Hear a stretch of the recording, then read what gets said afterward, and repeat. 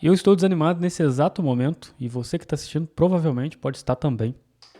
Eu vim gravar esse vídeo exatamente por isso, porque eu e você precisamos conversar sobre esse assunto. Acontece que uns dias atrás, um aluno meu na tutoria, o programa de atendimento que eu tenho, faço individualmente com as pessoas, ele me perguntou a respeito do desânimo, porque ele relatou o seguinte: olha, todos os dias eu sinto que, principalmente, todos os dias eu sinto um pouco de desânimo, mas principalmente naqueles dias onde acontece alguma coisa que me contrariou, ou então acontece alguma coisa que me irritou, eu sinto que aquele dia não faz sentido, sinto que perdi o dia, sabe? Ou eu olho pra trás e não produzi nada. E aí eu ia vir gravar esse vídeo antes de ontem, porém deu um problema na hora de gravar e eu acabei deixando pra gravar depois. E nesse meio tempo aconteceu que uma outra aluna minha também veio falar a mesma coisa. E eu percebi que esse realmente é um tema recorrente, um tema importante. E mesmo desanimado de gravar o vídeo, estou aqui gravando o vídeo para você e eu vou te mostrar como é que a gente consegue superar o desânimo. Estou fazendo isso nesse exato momento. Inclusive, muito bom ter a sua companhia aqui. Isso já ajuda bastante, tá? Você ter companhia de pessoas interessantes, legais. Eu anotei aqui um ponto no caderno, que é exatamente um ponto que eu anotei durante o atendimento com o meu aluno da tutoria, né? E esse ponto eu acho que é talvez a coisa mais essencial para você lidar com o desânimo.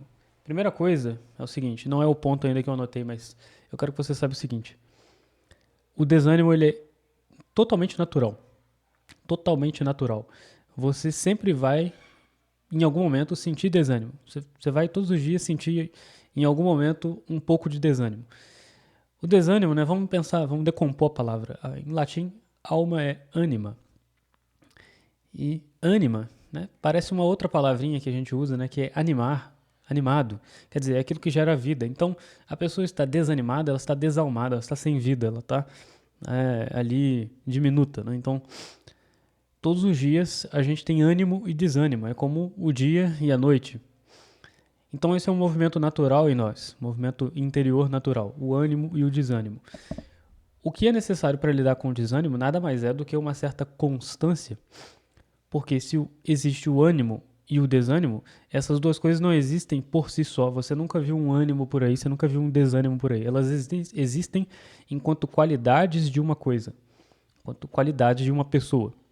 É como o branco. Você já viu o branco? Não, você vê a parede branca ali atrás. As cores são assim, elas não se manifestam por si só, elas se manifestam enquanto qualidade das coisas. Então o ânimo e o desânimo também se comportam assim. Se isso é desse modo, ou seja, se o ânimo e o desânimo são qualidades, elas são qualidades a respeito do quê? De você. Elas são qualidades que vão se manifestar em uma pessoa concreta. E essa pessoa concreta, por ser uma pessoa, não um objeto, não uma coisa, ela tem poder de escolha. E é exatamente por isso que eu consigo lidar com o desânimo, escolhendo, apesar de estar desanimado, vir gravar esse vídeo. Inclusive, estou começando a ficar animado. A gente consegue ter o poder de escolha sobre essa qualidade, ou seja, essa qualidade ela não determina a gente. Ela é uma qualidade sobre a pessoa. A pessoa é um agente. Então, se a pessoa age, ela pode agir de maneira desanimada, como ela pode agir de maneira animada, porque são qualidades da pessoa. Mas a pessoa mesmo não pode ser determinada pela qualidade. Então, o primeiro segredo é você saber que o desânimo não manda em você. Ele não pode mandar em você porque ele é uma qualidade da sua capacidade de ação ou da sua vontade de ação, mas ele não é a sua vontade, ele não é a sua capacidade, ele não é você. Ele não te determina. Uma vez que você entende isso, você se vê como uma espécie de protagonista de diversas ações. Essas diversas ações, por exemplo, essas diversas ações são aquilo que forma o nosso dia, né? Por exemplo, a primeira ação do dia eu tenho que levantar da cama.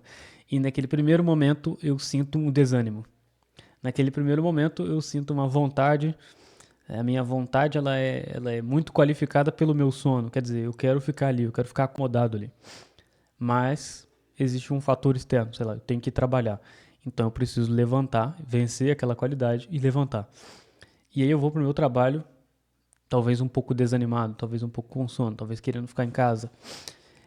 Mas essa qualidade não manda em mim. Então eu me vejo como protagonista de uma série de pequenas ações que vão se formando e vão se transmutando na medida de uma narrativa, ou seja, na medida de uma história que se decorre num período de tempo que a gente chama de dia.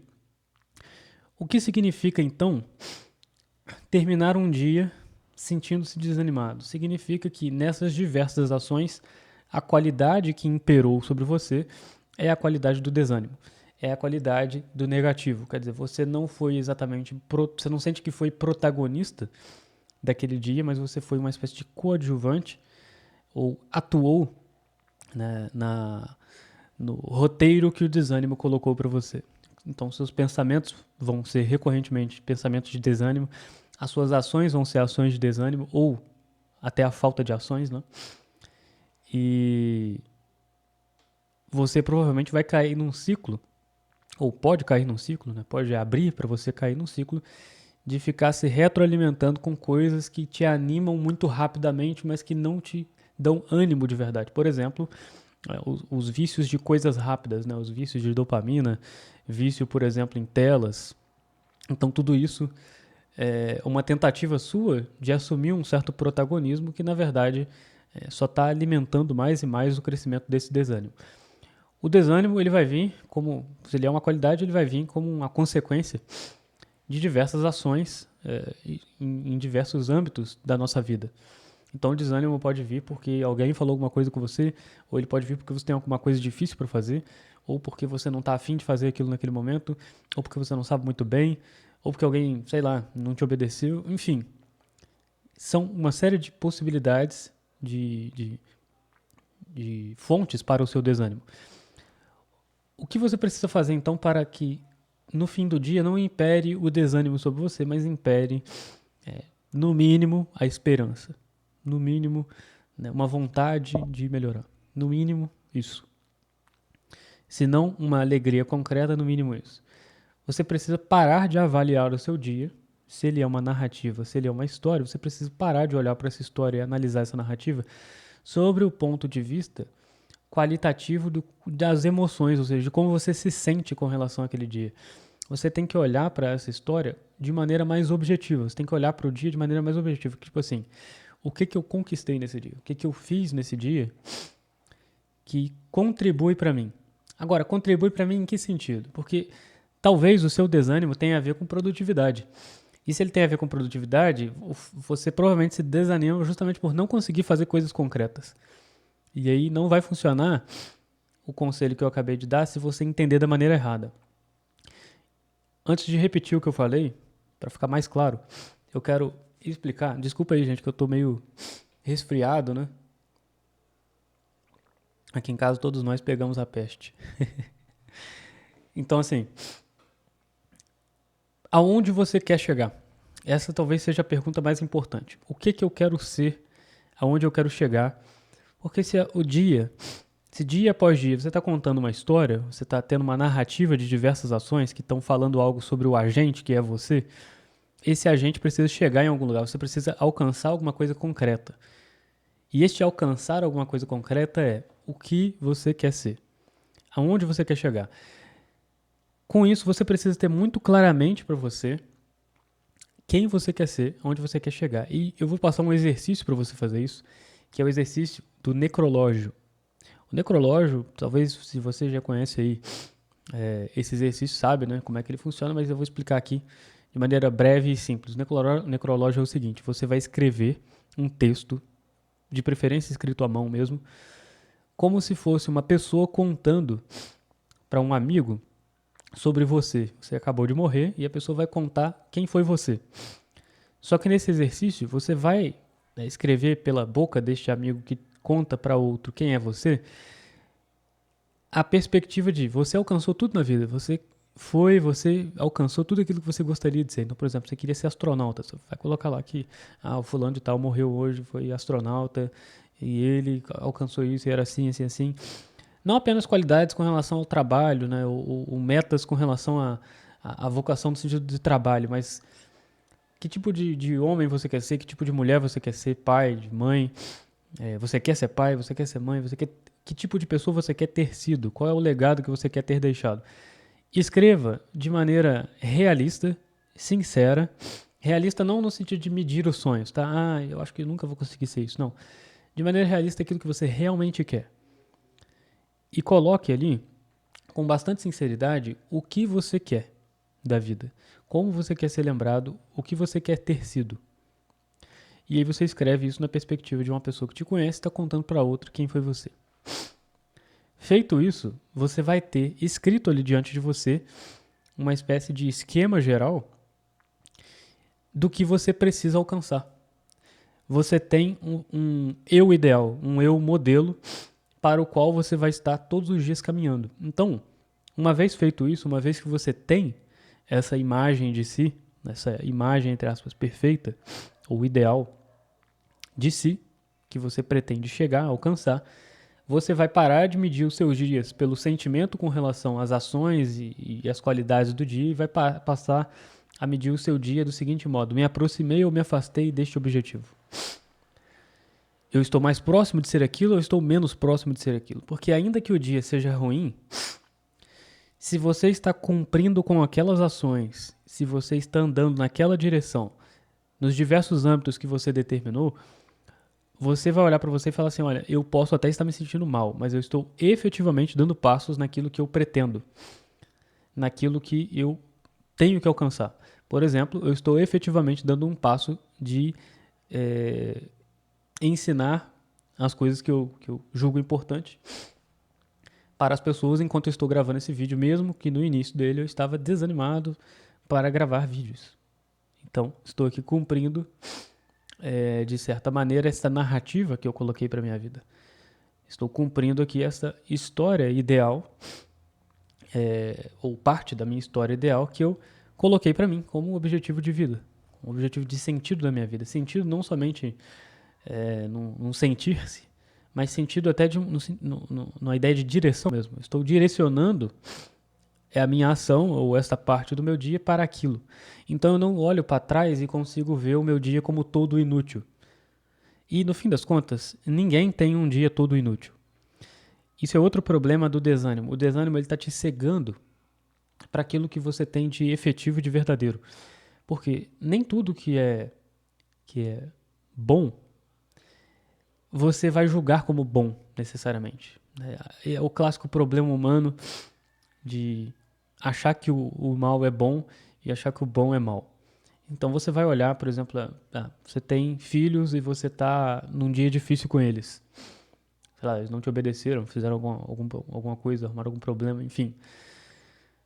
E aí você fica chateado, ou então você teve um problema no trabalho, ou discutiu com a esposa e beleza. Aquele dia ali foi uma grande cagada, foi horrível. Só que ainda assim ele é bom. E ainda assim ele tem coisas que são muito boas. Por exemplo, você não perdeu o seu filho. Ele não morreu. Seu filho não está doente com uma doença grave. Você, sei lá, não perdeu uma perna hoje. Você anda.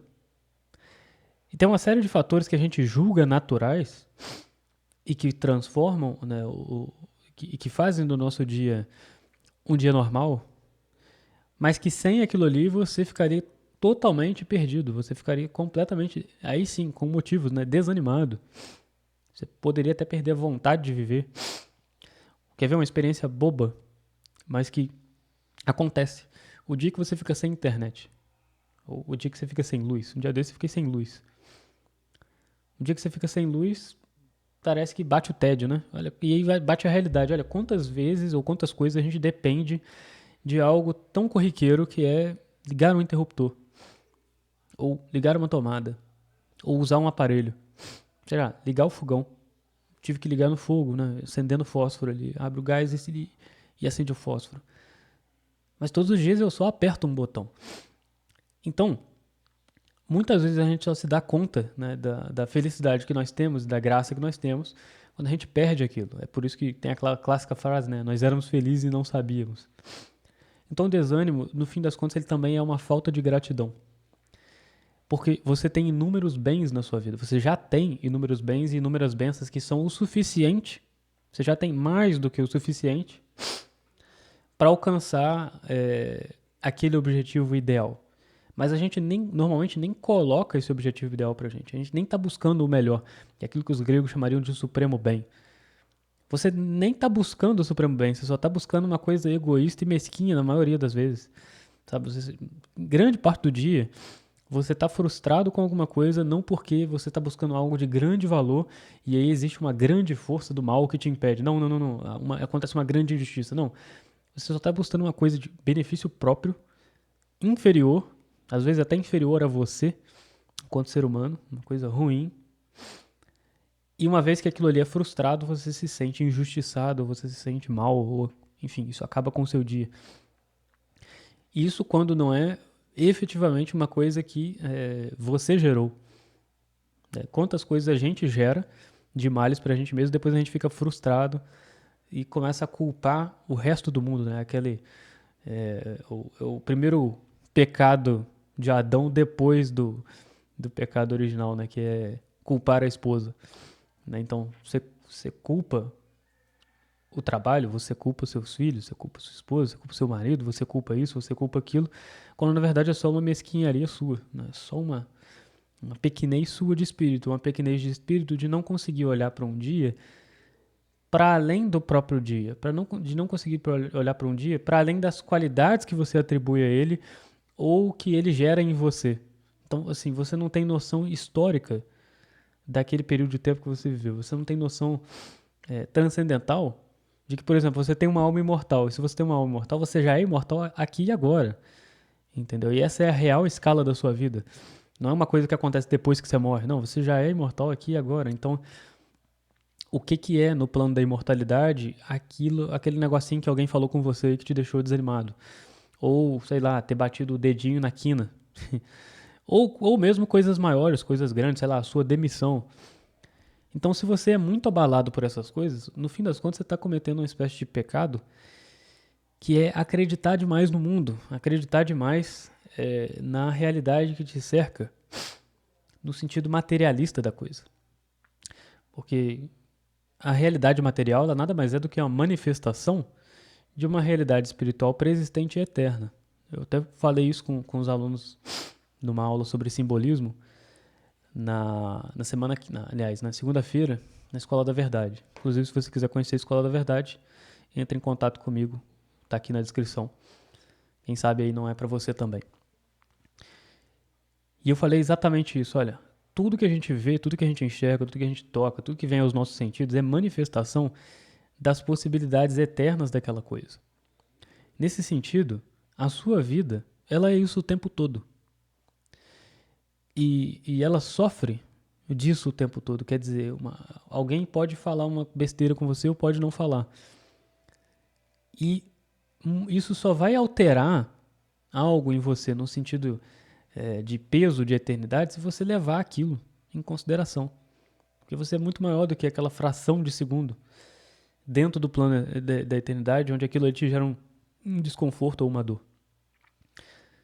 Então, lidar com essas coisas, no fim das contas, é sempre um problema. Né? O problema com desânimo, com tristeza, com ansiedade, é sempre, no fim das contas, um problema de perspectiva. É sempre consertar a perspectiva, no sentido de abrir a perspectiva. A pessoa está sempre fechada àquela situação.